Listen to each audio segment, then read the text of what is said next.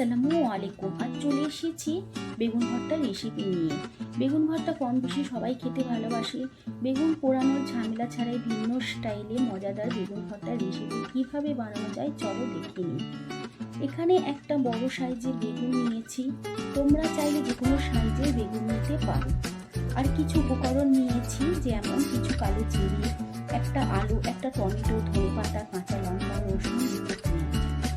এবার বেগুনগুলো এরকম ভালো করে কেটে একটা বোলের মধ্যে বেশ কিছুক্ষণ পানি দিয়ে ডুবিয়ে রেখেছি। এতে করে বেগুনের ভিতর যদি কিছু পোকামাকড় থাকে তাহলে তা বেরিয়ে আসবে। খুব ভালো করে ধুয়ে পরিষ্কার করা হয়ে গেলে একটা প্রেসার কুকারের মধ্যে বেগুন, আলু, টমেটো, কাঁচা লঙ্কা সাজিয়ে দুটো সিটি দিয়ে নেব। তার জন্য খুবই কম পানি দিতে হবে।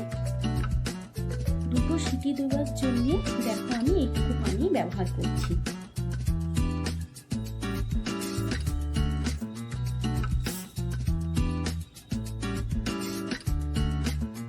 এবার প্রেসার কুকার গ্যাসের মধ্যে বসিয়ে দিলাম।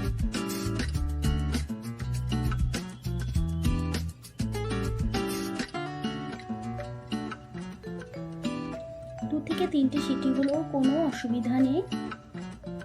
আমি কিন্তু দুটোই সিটি দিলাম। দুটো সিটি হওয়ার পর দেখো এর মধ্যে তেমন কিছু এক্সট্রা পানি নেই, খুব সুন্দর সিদ্ধ হয়েছে।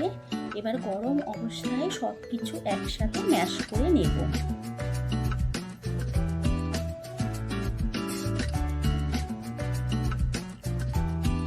এরপর ফ্রাই প্যানে তেল গরম হলে কালো জিরে, রসুন একটু লাল লাল করে ভেজে নেব।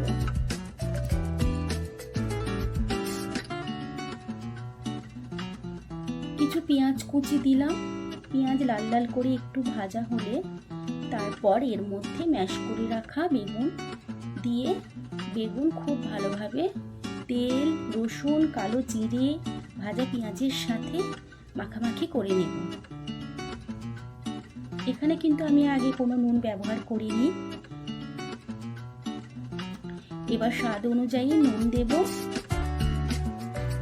আর নুন খুব ভালোভাবে বেগুনের সাথে মিশিয়ে নেব।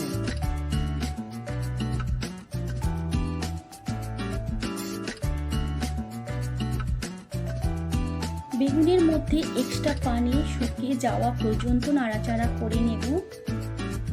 যখন দেখব বেগুন বেশ শুকনো হয়ে এসেছে সেই সময় কিছু কাঁচা লঙ্কা কুচি, পেঁয়াজ কুচি দিয়ে আর কিছু ধনেপাতা কুচি দিয়ে ভালো করে বেগুনের সাথে মাখিয়ে গ্যাসের ফ্লেম বন্ধ করে দেব।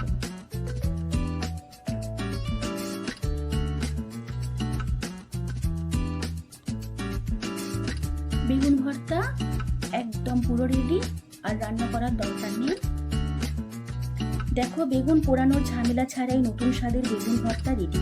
তোমরা প্লিজ একবার হলেও ট্রাই করবে। আর এই রেসিপি যদি ভালো লেগে থাকে ভিডিওটি লাইক করবে। তোমাদের কাছে অনুরোধ রইল চ্যানেলটি সাবস্ক্রাইব করে পাশে থাকা বেল আইকনটি ক্লিক করে দেবে। এই রেসিপি কেমন লাগলো অবশ্যই কমেন্ট বক্সে জানাবে। আল্লাহ হাফেজ।